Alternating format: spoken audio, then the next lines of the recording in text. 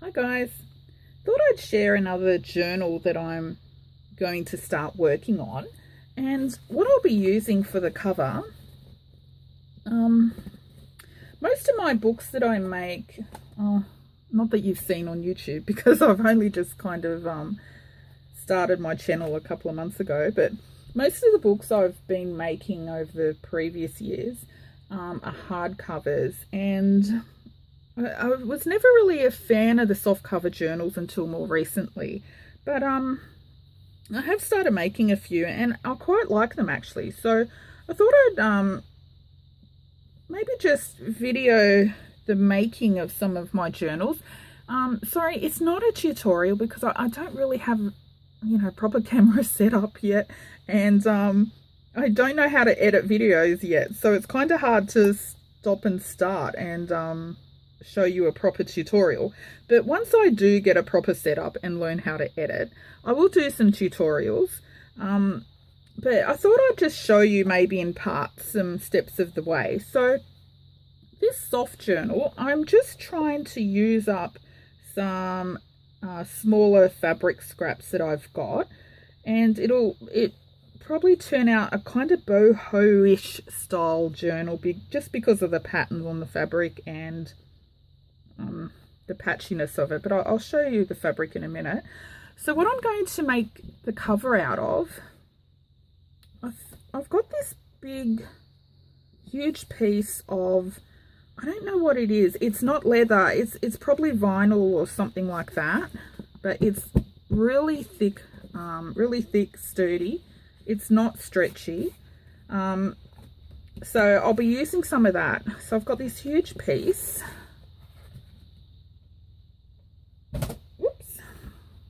So I've just cut down a small piece, and this will fit a regular A4 size photocopier paper. And the reason I do that is I'm really lazy cutting paper. I hate cutting paper. I wish I had this ginormous guillotine to just put it all in and chop it in one piece, but I really hate trimming paper. I don't know why. It's the worst part of making journals, I think. And so this one I'm going to try and use an A4 size, which will fit most of the papers I've got, so that, I can be lazy and not have to trim it down. Anyway, so what I was thinking, I'll do a patchwork fabric on the top of this. Not a proper patchwork, just a patchwork, if you know what I mean, just scrappy. And I've got a few little pieces of fabric that I've already picked out. And actually, before I put the fabric on, I will use some seam binding as the closure. And I'm going to stitch this across the middle first before I put any fabric down, just to hold the closure secure. Once I've done that, I'll do that on the other side, on the inside. Then once I've done that, I'll just get some fabric scraps and lay them out in a way that I may like. So, I don't know, this may not be the final version, but just to give you an idea. So I'll get some little scraps,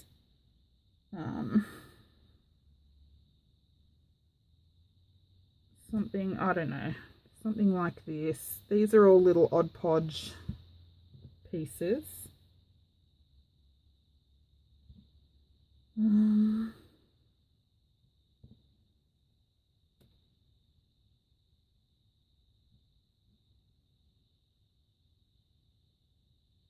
this is my normal process. I just chuck them down.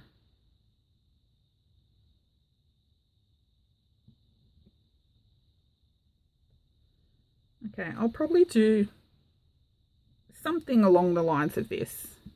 Not exactly that, but just to give you the gist. And then what I'll do is, for this one, I'm actually going to sew around each little piece. So if this little piece is going to be underneath,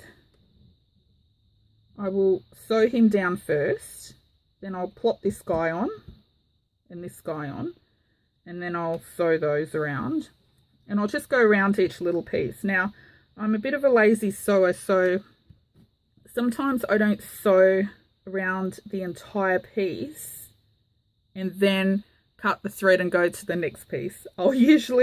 This will be one big sew where I don't have to cut the thread and then, you know, start on a separate piece. So I'll sew, kind of Tetris my way around and sew it all down in one hit. So when I finish that, so I'd have my fabric here, I'd have my seam binding closure on the back. Then what I'll do is,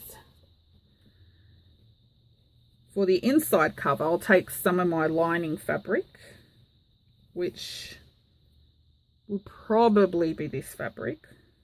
I've picked out a couple, but it'll probably be this. And then just on the inside cover, on top of the closure, I'll stitch this around the edges and possibly down the sides. I'll see when I get to it. Anyway, once I've done that, I'll come back and I'll show you the next part. Sorry, I don't want to show you the sewing one because I'm a really bad sewer, and 2, it's really noisy, and 3, I don't have any way that I can actually put my camera in front of my sewing machine at the moment. So once I get a tripod and learn how to edit, then I'll just start the video and show you the entire process in one hit. Okay, that's it. So that's part 1. Part 2, I'll come back with this already stitched, and then I'll show you what I do from then. Just so you know as well, I don't, you know, when a lot of people ask me, how do you do this or how do you do that? And to be honest, I don't have a particular way of doing a lot of things. Generally, I just wing it and I do it as I go. So, you know, this project may turn out completely different than I started out, than I planned to start out with. So, feel free to ask me anything you want and I'll try and answer. But to be honest, a lot of the things, I don't have a process. I just make it up as I go because, you know, your starting foundation is different. Like, I haven't used this as a journal cover before, so this is also going to be a trial and error for me. You know, the next one I make, I'll probably think, oh, I should have done this or done that. And so the second journal I make out of this material, I may do it completely different. But if I do, I'll show you that process as well. So just to get you used to, you know, when you're new to journaling or, well, new to any craft, a lot of people are very, how do you do this? And to be honest, a lot of it, you get ideas or inspiration off other people, but a lot of it you just make it up as you go. And I think that's why it's, I don't know, it's kind of just a creative process that you'll go through yourself. It's not something you can necessarily learn off other people. So, but ask any questions you want on any video. I'm happy to answer anything. I don't have any secrets, or I don't have any special ways of doing stuff. Everything I do is quite easy, and I'm happy to answer anything. I'm all about sharing knowledge if I can. Okay, that's it. I'll see you in part 2.